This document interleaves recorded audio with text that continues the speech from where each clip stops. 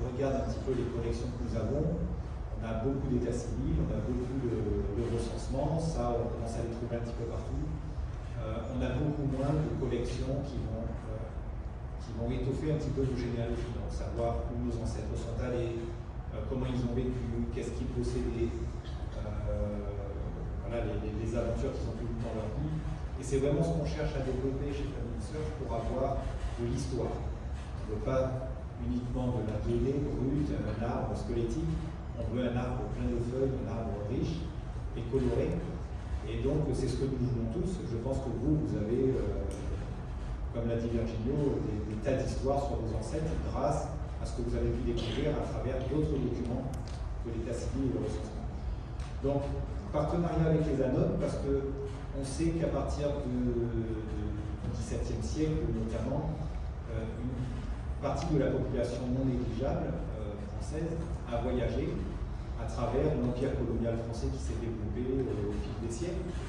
Et donc, on a un petit peu essaimé aux quatre coins du monde, nous les Français, pour pouvoir vivre cette aventure coloniale. Et donc les archives nationales d'outre-mer ont énormément de documents sur ce passé colonial, sur ce passé voyageur des Français.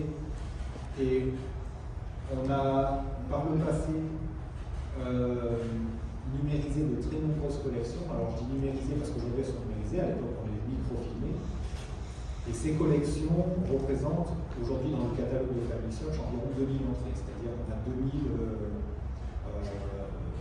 bobines de microfilm quelque part qui correspondent à plusieurs registres ou à des collections entières selon le format d'origine. Et donc ça c'est les opérations du passé. Donc continuer avec les archives nationales d'outre-mer m'a semblé un petit peu une suite logique puisqu'on avait et on a encore énormément de documents à explorer aux archives nationales d'outre-mer. Donc, ce que nous avons fait par le passé, je ne peux pas vous énumérer aujourd'hui les collections, mais si vous allez dans le catalogue de Family Search, ou si vous allez dans la série images, à travers des mots-clés comme Outre-mer ou Anon, vous allez pouvoir trouver de nombreuses collections. Donc, à gauche, vous voyez le catalogue, à droite des extraits, par exemple, qui viennent de différentes parties du monde en fonction de la collection qui vous intéresse. Donc on a déjà beaucoup de choses, et souvent ces collections, vous les retrouvez également sur le site des archives nationales d'outre-mer, comme pour l'état civil français, avec le même partenariat. On peut publier, ils peuvent publier, et chacun fait les travaux qui lui semblent bons sur sa version. Donc nous, évidemment, les travaux, c'est l'indexation et aujourd'hui l'océanisation pour pouvoir amener le plus de données possible dans vos archives. Alors, pour cette nouvelle campagne qui s'est déroulée l'année dernière et cette année, on a sélectionné avec la direction des archives nationales d'outre-mer 4 fonds. Donc 4 DPPC, alors c'est les codes un petit peu barbares, mais c'est les noms, donc troupe des colonies à DPPC. Le 5 DPPC, recensement, relais, état de réfugiés, foi et hommage, titre de concession. Le D2C, troupe et personnel civil et matricule et profit. Et le F5B, liste de passagers, civils et militaires, embarqués ou débarqués dans les ports métropolitains à destination ou en provenance des colonies. Alors ces collections sont d'une grande richesse. En fait, je ne les connaissais pas évidemment parce que je ne connais pas tous les fonds quand je vais visiter un service d'archives, mais je demande la question que je pose au service, c'est aujourd'hui les généalogistes, qu'est-ce qu'ils vous réclament? Qu'est-ce qu'ils recherchent? Alors il y a des choses qui sont des évidences des fois, et puis d'autres on les découvre en discutant. Donc on a vu par exemple qu'il y avait énormément d'actes de décès qui ne sont pas forcément toujours transcrits en métropole ou qui sont inconnus parce que la personne sait où elle est née, on connaît les informations du début de sa vie, et ensuite on ne sait pas que c'est un ancêtre qui a voyagé et qui est mort à l'autre bout du monde. Donc les actes d'essai des troupes des colonies étaient une belle collection numérisée. Donc qu'est-ce qu'elle comprend? Alors comme vous le voyez ici sur la droite, Donc ce sont des extraits mortuaires d'après des décès militaires pour la plupart, civils aussi, avec, on trouve le nom et le prénom de la personne, date et lieu de naissance, date et lieu de décès, nom des parents lorsqu'il est connu, grade et régiment d'appartenance, cause du décès. Parfait. Donc, la zone géographique concernée, on voit que c'est très vaste. Amérique du Nord et Louisiane, Guyane, Antilles, Sénégal, Océan Indien, pour la période 1767-1840. Donc ça, c'est la première collection que l'on a analysée. Donc on voit que par rapport à ça, voilà, il y a différentes formes, ça se présente sous différentes formes. Là, c'est le formulaire que vous avez vu précédemment. Là, c'est un acte rédigé entièrement à la main. Et on a donc commencé par cette collection. Ensuite, le 5D PPC. Alors, quel renseignement? On a des statuts militaires et civils aussi, membres d'équipage ou engagés d'une compagnie, le lieu d'habitation, le travail dans une concession ou non, la profession, le statut familial. Ça, c'est vraiment des renseignements qu'on trouve assez généralement.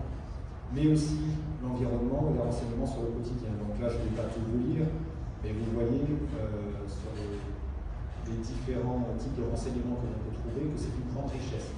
Donc si moi j'ai mon ancêtre qui est parti dans une colonie, je vais être très intéressé pour connaître son environnement, savoir comment il a vécu, dans quelles conditions, avec qui il était, qui il fréquentait localement, les gens locaux qui habitaient déjà le lieu. Donc on voit par exemple qu'il y a des gens tués lors de révoltes indigènes, des raisons de mort sur des bateaux qui étaient envoyés sur une colonie. Donc beaucoup de choses très intéressantes que l'on ne trouve nulle part ailleurs pour cette période-là.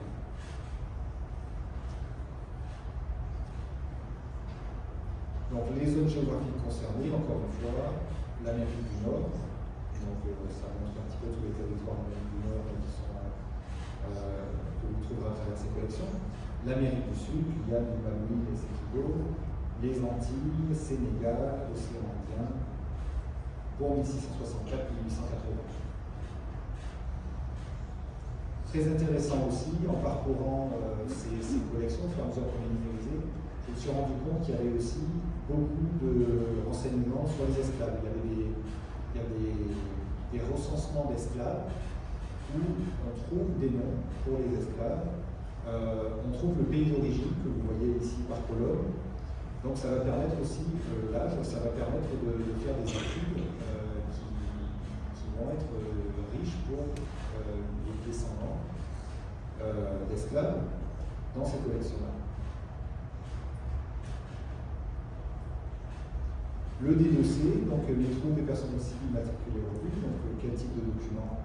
Ce sont essentiellement des registres matricules, on en trouve beaucoup. Du contrôle nominatif, état de service, revue des troupes, état de situation des corps, brevets, commissions. Donc ici on est vraiment sur du militaire, ce sont les troupes, mais aussi personnel civil, on a des renseignements sur des métiers, le magistrat, ingénieur, médecin. Ici on voit sur le document qu'on a 2 chirurgiens, un sous-commissaire de la marine, enfin. Donc on a aussi des religieux, essentiellement clergés réguliers, et de très nombreuses informations d'intérêt géographique. Donc un petit peu comme sur les autres documents, c'est pour ça qu'on a lisé aussi cette collection-là.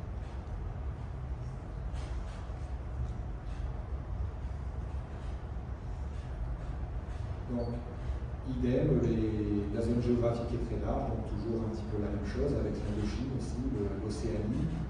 Donc on brasse les colonies sur la période 1650-1901. Donc ça va assez loin dans le temps. C'est intéressant pour pouvoir faire le pont avec des générations assez récentes. Et enfin le F5B. Donc le F5B, ce sont les listes de passagers civils et militaires qui embarquaient ou qui débarquaient pour aller ou pour revenir des colonies. Donc là, sur les listes de passagers, vous avez l'habitude, je pense, de travailler aussi avec les listes de passagers. On trouve assez classiquement le nom, qualité des passagers, le nom du navire, la date de départ, destination de provenance, et des informations détaillées ou succinctes en fonction des documents que l'on retrouve. avec encore une fois des zones géographiques qui couvrent l'empire colonial de l'époque pour la région, la tranche d'année 1744-1886. Donc, à travers ces documents-là, donc ces 4 séries, on a non seulement ce qui est décrit ici, mais en fait, avec les opérateurs qui numérisaient, on s'est rendu compte que c'était très riche en pièces annexes. Donc, vous allez trouver aussi des documents qui ont été ajoutés à des registres dans lesquels on ne s'attend pas à les trouver. Ça a été assez compliqué à numériser parce que beaucoup de documents, la façon dont ils étaient stockés, font qu'ils étaient en forme de code. On a trouvé des systèmes assez ingénieux de vitres pour pouvoir les plaquer sans faire de blocs, etc. Des cartes qui faisaient des fois 2 mètres sur 3 mètres, pour une table beaucoup plus petite. Donc on a travaillé avec les photographes du service d'archives pour qu'ils les mettent sur leur table aspirante. Vous savez, c'est les tables verticales sur lesquelles on peut mettre des grands plans, des photographies, comme ça. Donc c'était vraiment un travail de coordination pour pouvoir prendre au mieux toutes ces photos et vous apporter de la matière pour la numérisation sur ces formats. Donc le bilan de l'opération, c'est 723 unités archivistiques, donc ça soit registre, boîte, classiquement registre, boîte ou chemise, ce sont les unités archivistiques. 5000 fiches aussi qui composaient un index pour le BEC, sous forme de fiches que l'on a numérisé également, pour un total de 221 055 bulles. C'est très précis, je tiens le décompte à chaque fois. Donc ça a été numérisé par un couple de retraités bénévoles sur 4 mois, que vous voyez en bas. Donc c'était des gens locaux de la Rote d'Enterron qui attendaient avec impatience de pouvoir aider. Et donc quand j'ai su qu'il y avait cette opération Aix-en-Provence qui se confirmait, je leur ai dit, vous êtes intéressés? Ils ont dit, oui, ça nous intéresse. Ça a mis un petit peu de temps à se préparer. On a commencé la formation sur place, là c'est la photo du premier jour. Et le lendemain, la directrice nous annonçait que les archives fermaient, pour cause de Covid. Donc ça a repris 2 mois plus tard. Ils étaient vraiment frustrés et désolés de devoir rester chez eux alors qu'ils avaient enfin touché du papier, de la matière et commencé à prendre des photos. Et 2 mois plus tard, ils ont repris. Ça c'est pour la petite histoire, comme Virgilio, il raconte peu les histoires. Je vous donne une petite histoire de la numérisation ici. En fait, ils ont repris. Et quelques jours après, ils me disent, on est désolé, on ne va pas pouvoir continuer. On attendait depuis des années un visa pour aller rejoindre nos enfants qui habitent aux États-Unis, et on vient de le recevoir, et on part dans 3 mois. Donc, en tout, ils ont fait à peu près 4 mois. Et ensuite, on a embauché une étudiante qui travaillait juste de l'autre côté de la rue, si vous connaissez les archives des anneaux d'Aix-en-Provence, juste en face, il y a l'université. Donc, cette étudiante a été ravie de pouvoir être archiviste, et pour la petite histoire aussi. Et elle s'intéresse au musée des archives. Et du coup, elle a, pour la première fois, été à l'arrière de la scène, dans les coulisses, et a pu aussi toucher de la matière et travailler à la numérisation. Donc jusqu'à la fin, elle a mené bien à la fin du projet, pendant 5 mois, elle a bien travaillé aussi. Donc un beau travail de ces 3 personnes. Et donc au total, ça a duré d'avril 2021 à avril 2022. Alors ces collections, donc, vous pouvez les trouver aujourd'hui en partie sur le site des Annales. Donc je ne sais pas si vous connaissez, ils ont un portail qui s'appelle IRM. Donc vous pouvez aller et faire vos recherches à travers leur portail.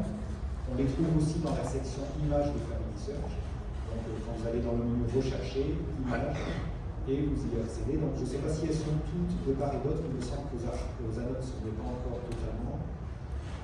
Chez nous, il est aussi partiellement parce qu'il y a des préparations de part et d'autre de mise en forme, ce genre de détails. Mais très prochainement, vous pourrez explorer toutes ces images sur un portail ou l'autre. Et on espère les indexer très bientôt pour pouvoir créer des petites cases bleues pour l'arbre de Virgilio qui a sûrement des ancêtres français. À mon avis, c'est des colons portugais qui sont partis à l'époque, et je suis sûr qu'il est français, parce qu'il est très sympathique. Voilà. Heureusement, il ne m'entend pas.